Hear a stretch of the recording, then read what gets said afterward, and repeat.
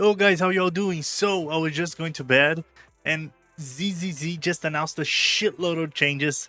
Devs actually listened and you guys won't believe how much the game is changing. So without further ado, let's just get into it, shall we? So, would you look at that? I'm gonna take a quick read and then I'm gonna explain everything, okay? So as you're saying over here, they're super happy. The people are enjoying the game. They love it. The creative team is excited to show new things that they're going to introduce into the game, such as improving the TV mode and combat experience, offering more diverse and challenging options to combat, optimizing some exploration experiences, and much more.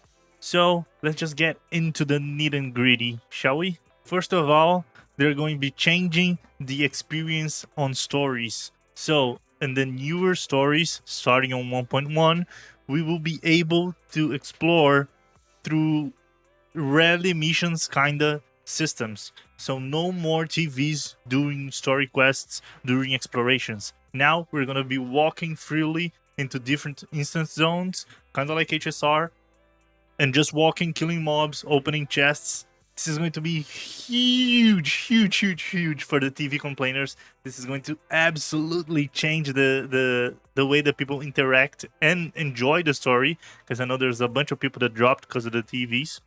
I myself am a TV enjoyer, especially after Nekomata's story quest. But that doesn't matter. From now on, we're going to have true explorations during story quests, and that's huge. Besides that, they're also adding a manual chain attack. If you guys knew, on CBT2 they already had that. They removed on CBT3, I think it was that, or they had it on 1 and removed on 2, something like that. It doesn't matter. The point is that now we won't be forced into using the chain attack. We'll be capable of activating it manually and canceling the chain attack if it triggers. This is huge if you want to min-max your damage, because you guys, believe it or not, depending on the team you're running, doing chain attacks is a DPS loss, especially if you're doing the whole 3 characters combo, right? So this is huge for getting that little more damage to your characters, to your rotation. This is going to be super useful on like higher shield defense levels. It's a great change, to be honest. And just feeling like you're more in control of your team, of your characters, is going to feel so much better. Not only that, they're saying that they're going to be adding a new series of challenging combat missions and game modes. So we're probably getting new game modes besides Hollow Zero and Shield Defense for our endgame. And this is huge news. Because I'm gonna be honest, the more game modes, the better. The less repetitive it feels, the more entertaining it feels, the more you want to spend time into the game. And this is amazing because I'm really enjoying the game and I'm super excited for these 3 changes that they just announced. This one's more of a QOL, right? A quality of life change. Basically, they're going to make it easier for us to see the resistances of the enemies on shield defense. Because right now you have to open the details on the enemy to see which elements they are resistant to. So they're probably just going to leave it obvious on the first image whenever we're team building for it, which is just a simple yet great change, right? So after unlocking a new agent, we'll instantly be able to use them as an icon for our account. I don't really mind. I don't think I even changed my internet account avatar, but I mean, I know you guys like it, so that's great, right? And for our mobile enjoyers, they're going to be allowing us to change the buttons, change through some presets, so not free controller customizations. Although this is going to be great because I know there's a lot of people that play it on mobile. Of course, it's a mobile game after all, and in China they play on mobile a lot. But this is huge to allow them to play the game on a more comfortable way, right? So obvious W. And now the changes on 1.2. So starting on 1.2, whenever we have some uncollected rewards, we're going to have a feature called Fair Resistance. That isn't the name as it. It's just a temporary name, but it doesn't matter.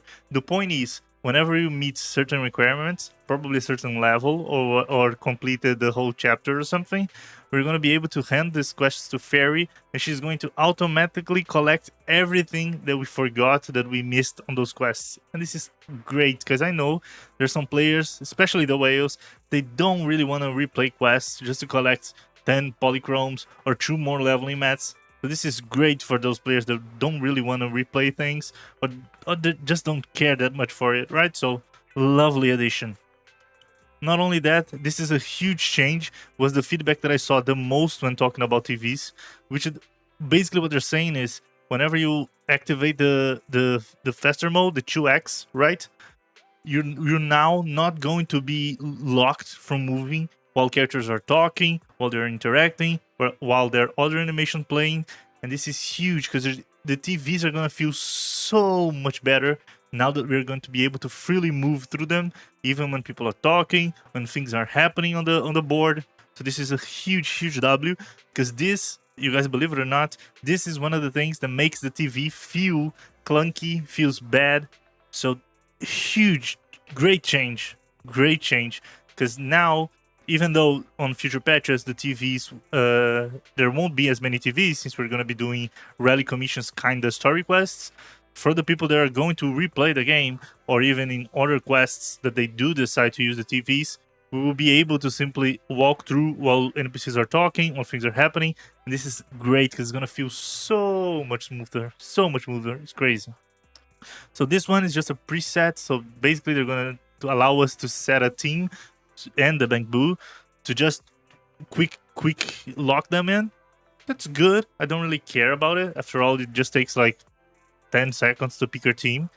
But I mean, it's quality of life changes, so I'm not going to complain, of course. Not only that, they're going to be adding new things into the agent training. That is the lab, basically, where you try your character freely, where you choose mobs to try rotations, to try different mechanics, to try quick cancel, to try discover hidden inputs, all of that. So this is going to be great for people who love labbing the characters, love to min-max your rotation. This is going to be super useful. So again, huge W again. So the next change. After reaching a certain internet level, we will finally be able to change the time however we want to. So for example, now in the game, you can only basically sleep once or twice. I think it's twice, right? Because you can sleep once and then you can sleep on midnight to go to morning. So if you want to min-max it, you can kind of sleep twice a day. And now, whenever you reach a certain level, probably around 40, because then you'll be finished basically every content from the base game, you're going to be able to change the time freely. So it's morning, you want to go to evening, it's midnight, you want to go to afternoon, you can just do it. And that's great for people that don't really want to have to do a quest to pass time and then go to sleep to pass another block of time. You're just going to change it to do whatever quest locked behind the time is. And this is, again, huge quality of life, amazing feature. People are gonna love it. So this one doesn't really matter. It's just a brightness thing. Like, I don't know anyone who complained about the brightness on certain missions. But again, if people want it, there it is. And now things are coming into the later versions. So basically what they're saying here, in kind of some twisted words, is that on the future, we're going to be able to walk in the city with the characters that we want. So not only Wise and Bell, but we're going to be able to walk through the city with Zuyuan, with Alan, with Lycan, with whoever you want. And this is going to be huge, because I know y'all gacha players love to use the character that you guys pulled. After all, you see 6R5 a character, you want to look at the character every fucking time, right? So you don't want to be looking at Wise or Bell. So this is a great addition to the game, finally being able to just walk freely through the city with the character that you love, with the character that you maxed. And that's, again, great. I can't wait to walk throughout the city just looking at Zuyuan ass. And I know you guys feel me. So they're also saying that they're going to keep improving the character models. I don't myself, and that's just an opinion, I don't really feel like there's models that have problems. Maybe it's just because I haven't played with them all. That being said, improving the models, always a huge W, always great. Love to see it.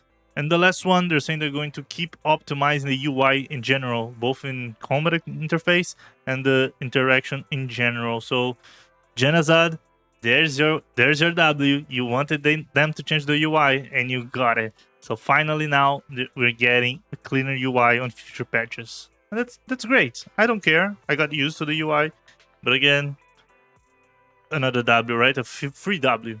So love to see it. And in here they say the above is just a part of our optimization plans. We will continue to pay attention to your game experience and further refine the game. We'll keep adding more fun and challenging combat elements and adjusting the balance of different game modes.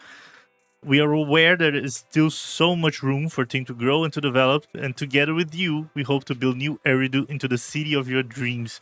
Please continue to share your thoughts with us through our official feedback channels.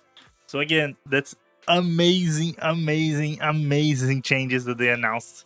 Basically, at the LDR, no more TVs into gaming, no more TVs into story quests. We're doing rally style commission missions, basically instance dungeon-like exploration.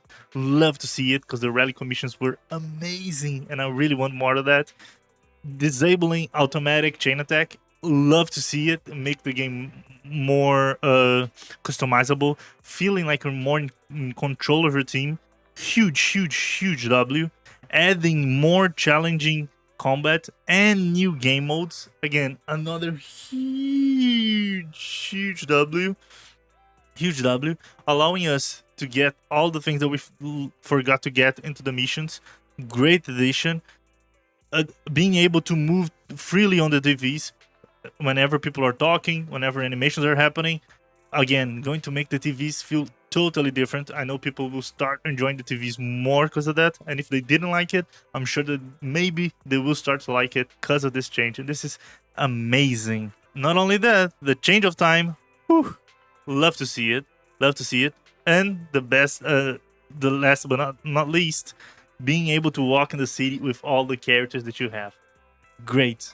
Again, I don't know about you guys, but I'm just gonna be playing Z1 forever. I know you guys feel me, right? You feel me. Now another reason to pull for Z1. Am I right or am I wrong? I'm sure of it. So yeah, guys, that was pretty much it. Hope you guys enjoyed it. If you guys enjoyed it, don't forget to leave a like, subscribe to my channel, follow me on my Twitch. I'll be pulling tomorrow for Zuan at the moment to drop, so if you guys want to check it out, I'll be streaming both on Twitch and YouTube. So yeah, that's pretty much it for today. Hopefully you guys enjoyed it, and see you guys on the next one. Peace!